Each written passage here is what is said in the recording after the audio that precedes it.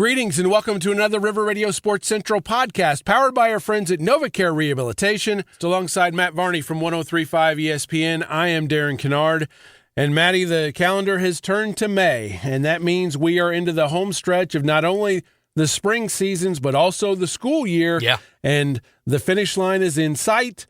Postseason is just around the corner. Yeah, without a doubt. And I mean, some of this will stretch into next month as well, but yeah, like you said, we're in the home stretch. In the next 4 weeks, we're going to see a lot of seasons come to an end and a lot of different sports. And then in about 6 weeks from now, we're going to be all sitting around being like, what do we do now? And so, but we're going to look forward to these last few weeks and highlight everybody that's doing great things, not just on the baseball and softball diamond. It's going to be on the soccer pitch, on the track. There's a lot of good things that are going on around in Southern Illinois. That, the postseason, it's going to be an exciting time. Next week, the seedings will come out for baseball and softball. The assignments as far as who's going to what in the subsectionals and the sectionals and regionals, those basic assignments have come out. The pairings obviously won't. But when we talk about some of the other sports, and activities, that includes bass fishing. And looking at the schedule, girls soccer, the 1A regionals start on the 13th. You've got girls track sectionals on the 14th and 15th. And then bass fishing regionals are the 15th. And the reason I say it like that is because there has been an increase or been enough of an increase that they have added a layer in the postseason for the state series. It used to be just the sectionals and then you would advance to state, but now it's regionals and sectionals. And in this area, Crab Orchard Lake, Kincaid Lake, Forbes Lake, which is back in my neck of the woods in Marion County, along with Wren Lake and the Mississippi River are all regional sites. And then those will feed into the Lake of Egypt sectional. And this year, state is no longer at Carlisle. Yeah. It has been moved to Lake Shelbyville. And they were so nice to schedule it the same weekend as the 1A baseball and softball state championships. Of course. There's going to be a lot going on that weekend. We were talking about a few days ago about because we know the Seca All-Star game is happening that Friday as well. So it's going to be jam-packed that weekend without a doubt. But it's always good to see a sport kind of gain that traction. And, okay, now we're in regional level. Once you reach this level, it's kind of like, okay, you're cemented at this point as you're going to be sticking around, and it's no longer a test run or whatever it was 15 years ago when bass fishing started to show up. It's great to see, and it just gives more kids more opportunities to show off talents that they otherwise wouldn't have, potentially get a scholarship, or in the case of bass fishing, you can go straight pro right out of high school. There's a Carbondale native that's like number 2 in the nation or something like that right now. Yeah, and the interesting thing to me is because obviously, as with all spring activities, it's weather dependent, and we've had years where there's been issues, and I will be interested to see now with regionals and sectionals, how will that be determined? Are there going to be rain dates? Is there going to be a time? There's 2 weeks between the sectional and state, so they have an opportunity to potentially get that in. And anyway, again, the weather's at the forefront and has been at the forefront of our conversations. It seems like a lot since going back to the fall. But we've seen it here this week. There's been parts of our area that have just been, under the gun with storms and rain, and then there's been other parts that have been dry. So we've had some games, we've had a lot of cancellations, and so again, that'll be very interesting to see how that plays out. One other note with the state series coming up is that the baseball state was originally and has been at Dozer Park in Peoria. This year, due to a scheduling conflict, it will now be played at Illinois Field on the campus of University of Illinois in Champaign-Urbana. Minor League Baseball does the scheduling for the Peoria Chiefs.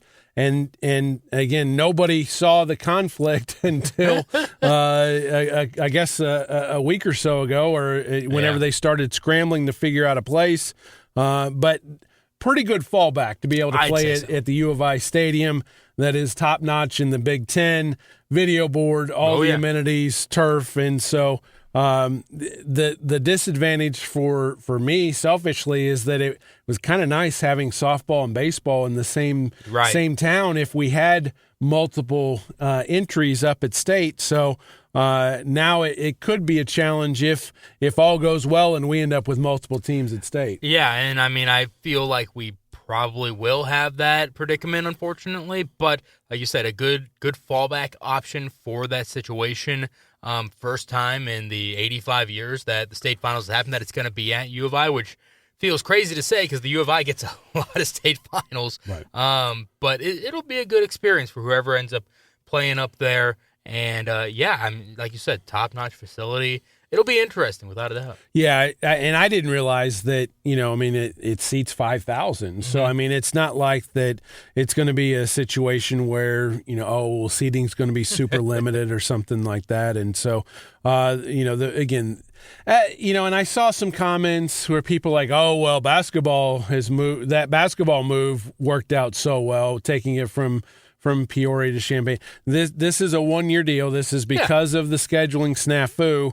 And to my knowledge, moving forward, of course, baseball goes to all 4 classes in the same week. Right. But that contract is back with Dozer Park, and this is a one-year thing. Right, exactly. And I mean, if nothing else, they get an idea for whenever the contract's up, if it'd be a potential option. It's always better to actually see the action happen on it, but they really do like Dozer Park, and I don't think that they're going to just shy away from it by any means.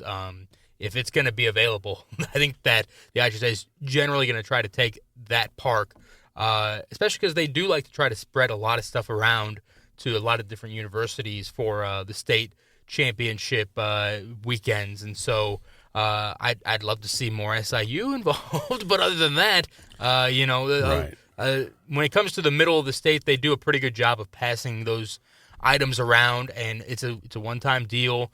If they go ahead and give baseball to Champaign eventually, then I have a feeling that they'll be taking something away from them as well. Well, and in the post-COVID year, they held them at ISU. That's right. Because, covered, that was, South Central beat Father McGivney in the 1A championship, and that was at ISU's stadium. And so it has been in other places, and I also thought that, hey, that might be an option, or, the corn crib sitting there that doesn't get a lot of activity now that the corn belters – I don't even know if they still a thing? I think they're a wood bag. Okay, so they're in a, but not the same as the Thrillbillies, I think. Okay, but so they at the time they were in the in the Frontier League, and so that wasn't always the case. So Heartland Community College also uses that, so that might be. But again, it's sitting right there. Also, you would think maybe we could figure that one out, but it hasn't happened. Well, and the other part that comes to my mind is when we go to 4 classes, you're going to need multiple stadiums potentially if the weather becomes a factor, because you're going to have them backed up, and playing semifinals and finals, and you're going to potentially need 2 stadiums because they get backed up in, where they're at Dozer Park multiple times. Sure. There's been, they either cut the third place game short or time limited or not at all. There's been years that it's been, completely wiped out. And so, you'd think that you'd need a place with multiple options. The one thing I'll say about that is we're about to have a bunch of those in the area. So again, I know that the schools up north in the 3As and the 4As may not like that trip, but I don't think we'd have much problems with things getting backed up because of weather if that were to happen. Well, and speaking of that, there was news that came out of Chicago that with the new and his name escapes me at the moment, the new head of the Chicago Public League was brought in, and one of the things that he said is we need the state championships here in Chicago. Of course he did. And you hear that a lot, especially from the northern parties, so to speak.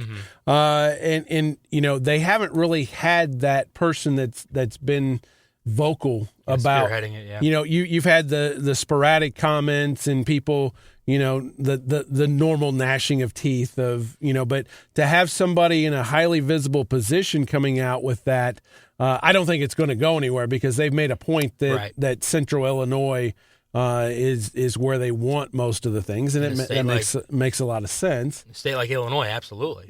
But again, it's interesting to see that his first item of business was to grandstand for the state tournaments. Well, I mean, here's the thing: if you're going to get that, then the other parts of the state that have to travel are eventually going to have to get something back as well. So you can complain about it, and I get it that they have a lot of schools in that area clumped together. But when you get down to it, in the 8 class system, you've only got 16 teams that are going. Not all 16 are from Chicago. When it's the 4 class system, it's only 8 teams that are going to be there. So there's give and take. You can't just take. I know. Well, sure you can. Sure you can. But I mean, if you're allowed to, I know that a lot of Southern Illinois residents have their issues with Chicago, which are well warranted. I love Chicago, but back off, okay? Well, and that's the thing is that even when the move to Peoria, I mean, for people in this area was, I mean, that's an extra hour. Yeah, hour 15, depending on traffic and that for people in this region. And there was a lot of, hey, I would go to Champaign, but I mean that extra, especially with the way the schedules ended up. And if you were to make it in Chicago, I think you would. Now they would argue that, well, there's so many more basketball fans here that we would fill up the stadium regardless, and we wouldn't have empty arenas like we had this year's state tournament. I believe there was a sectional that was pretty empty looking, or super sectional that was pretty empty looking this year. Are you saying they had a friends and family plan? Perhaps, for entry? Perhaps. I'm just saying that while that may be the case, don't count on it all the time. And before we step out this morning, just want to kind of touch on. We mentioned the postseason coming up, and one thing that has really struck me as we've gone here in the spring is the number of school records that I'm seeing falling in track and field, and normally you see that maybe a little later because as guys and gals are ramping up for the state tournament or the state meets that they're kind of ramping, but we're seeing a ton of school records here every day in boys and girls in multiple sports or in multiple events. I mean, the one that comes off the top of my head right now, because it happened yesterday, was Harper Ellermeyer at Murfreesboro. 400 meter, it was, I think, 58 seconds or something like that. Brand new school record. It just, every single day, like I said, every single day, I feel like it's something new that's being broken, a new school record that's being set. You're going to have a lot of 2025 on those record books. Yeah, no question. And the other thing that kind of shapes up that, hey, we have the potential again to have a strong Southern Illinois presence in Charleston for the state championships, both boys and girls. When you look at Nashville, I mean, Emma Bierman and Michaela Gajewski. Gajewski has set the school records in both the shot and the discus, which she's the defending 1A state shot put champion. And Bierman yesterday, in the hurdles and the triple jump, and the triple jump has been her specialty, and so now you add that, and then and when you looked at it, and we saw on the boys' side, for example, Andrew Kinsman from Benton, who set the record in the shot, he broke his own record, and then he set the record in the discus, and he didn't win the event.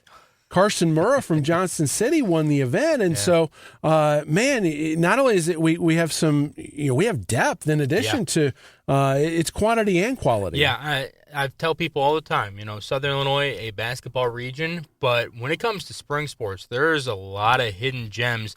It's obviously on the diamond, both softball and baseball. Track and field, though, sneakily, Southern Illinois, it's kind of their bread and butter. People just don't realize that it's the bread and butter. A lot of good track and field athletes around these parts that just every year you get amazed by what they do, whether it's the field or the track portion. And, again, track and field, we've talked about it before, is interesting in the fact that it's 3 classes. Yeah. And so those in 2A are competing against schools that could be anywhere from, 450, 500, on the low end up to, I think it's 1,400. And Sure. so you're talking anywhere from, if you're looking at it in basketball terms, into a small 2A all the way Sure. up to a middle-sized 3A school, and that's a large span. Sure, and I think maybe part of it also is that Southern Illinois doesn't have some representation in some of the other spring sports, like boys volleyball. We don't have that around here. Lacrosse is big further up north. We don't have those sports being represented around this area. Perhaps someday, but not today. But obviously, those schools, then their athletes get more spread out in different sports. They want to focus on there's very few that say, I'm going to do 2 sports in one season.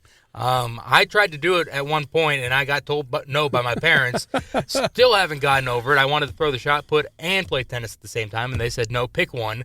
And so I had to pick one. But nonetheless, it's one of those things that usually a lot of kids say, I'm going to focus on one thing. Maybe they'll play 3 sports in a school year, but they're probably not going to be playing 2 at the same time. Very rarely do you see that. So when you're talking about the teams in the metro area or the Chicagoland, a lot of them have their athletes spread out to multiple different sports that we don't even know really about around here. And the thing is for an athlete to compete in multiple sports, not only do they have to be good enough to warrant the option to do that, but there's got to be cooperation between the coaches and the programs, because you may or may not be able to practice when the other team does, or you've got a game or a meet, and how am I going to get from one to the other? And there are multiple multi-sport athletes. The one that kind of stands out to me, that we just had as one of our primetime performer nominees, was Mitchell Edwards from Carmi, who's the 1A state champion, the defending 1A high jump state champion. And then in baseball, he pitched like a 2-hit shutout and hit a home run. And I mean, it's like, dude, spread out the talent for others. I mean, it's really when you see somebody that's able to excel in multiple sports, especially at the same time, man, an extra tip of the cap. Truly. It's one of those things. Again, it's rare, but when the kids do it, usually it's either out of passion or it's out of the fact that they can do both. And again, tip of the hat, because not only is it the athletic side of things, but then they also got to keep their grades up. They got to do a lot of other things that, they're worn down at the end of the day, and they still go home, write the book report, and turn it in on time like everybody else. That is true. A lot to do, and then when you're a senior, you're in countdown mode, and and all those prom. Man, you make it sound like this time of year is busy or something. Nah. Well, that's going to do it for this edition of the River Radio Sports Central podcast, powered by our friends at NovaCare Rehabilitation. For Matty V, I'm Darren Kinnard. Have a great weekend, everyone, and we'll talk to you again next week.